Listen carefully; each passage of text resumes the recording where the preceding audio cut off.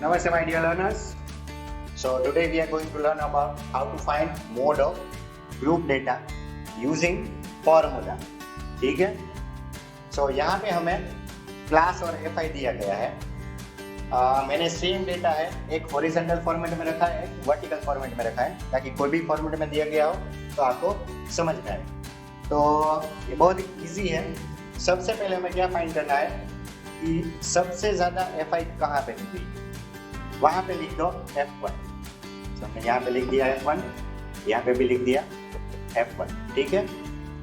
अब जहाँ पे हमने F1 लिखा है उससे पहले मीन्स बिफोर दैट, तो यहाँ पे आ जाएगा F0. अब यहाँ पे बिफोर दैट यानी ऊपर जाना है, तो यहाँ पे क्या आ जाएगा F0. ठीक है. और आफ्टर F1 हम लिख देंगे F2, और यहाँ पे आफ्टर यानी नीचे जाना पड़ेगा, सो दिस इज F2. अब जहाँ पे हमने F1 किया है उस क्लास को हम कहते हैं मॉडल क्लास. ठीक है, आया समझ में? मॉडल क्लास याद रखना. उस मॉडल क्लास की लोअर लिमिट को हम कहते हैं L. क्या कहते हैं? L. तो दोनों फॉर्मेट में आ गया समझ में कैसे करना है. अब हम लिखते हैं formula. Mode is equals to L plus F1 minus F0 upon 2F1 minus F0 minus F2 into H. H क्या है आपको पता ही है, हम यहाँ पे फाइंड कर लेते हैं.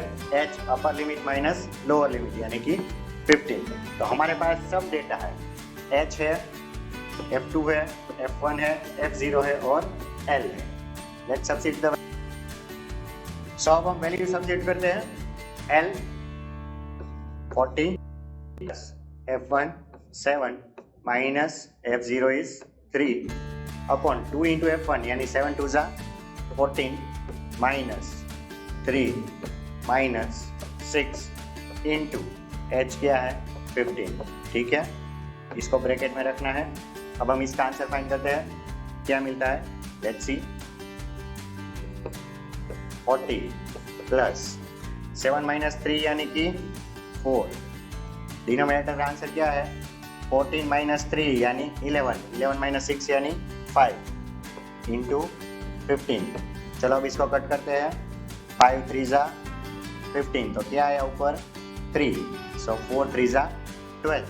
सो आंसर मिलेगा 40 प्लस 12 यानी 52. अब देखो हमारा आंसर करेक्ट है कि नहीं वो कैसे पता चलता है.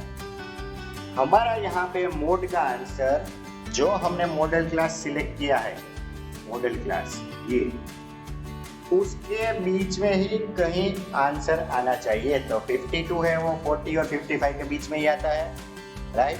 तो इस तरह से हम चेक भी कर सकते हैं कि हमारा आंसर करेक्ट है कि नहीं है. अगर उसकी रेंज से बाहर आ रहा है तो हमारा आंसर गलत है, right. So video please share, like and subscribe. Thank you.